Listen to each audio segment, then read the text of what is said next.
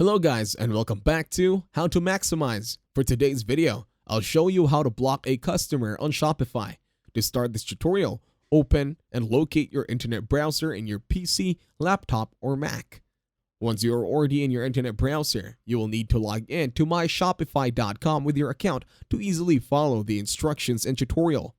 Once you are already on the website, this time you will need to click on Apps, so that you'll be instantly redirected to the search bar up top. Over at Apps, this time you're going to search the following: fraud, filter. And once you get it, click on search for it. And now you'll be redirected to another website or another tab that says apps.shopify.com. In here at Fraud Filter, you will need to look for it by scrolling down, and then if you find the icon that looks like this, tap on it. Once you're here, click on the button that says Add App. Once you click on it, wait for the website to finish fully loading once again. Just tap Add App. It's that simple.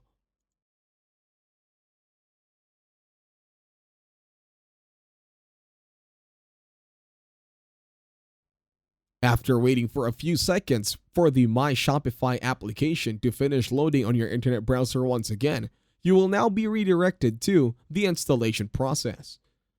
Now, if you're all good with everything, click on the Install App, the green button over at the upper right. In here, wait for the website to finish loading once again. Now, over at Apps, you already have the option that says Fraud Filter. For now, we need to wait. Once you're all good, click on Fraud Filter, click on it, and then you'll add a new filter this time by clicking on the button. Over here, you can add in a filter name that says block. Add the rules. You can add rules depending in your very own preference. Once you're all good to go with the settings that you have tweaked, click on Save button on the upper right. It says must be filled. In this case, I will not be filling them up yet. But for you, once you do it, make sure you fill up every other boxes that needs to be filled up. Once done, click on Save on the upper right. And then your filter has now been successfully saved. It's that easy. And that's it. Thank you very much for watching. Please leave a like, share, and subscribe to the channel.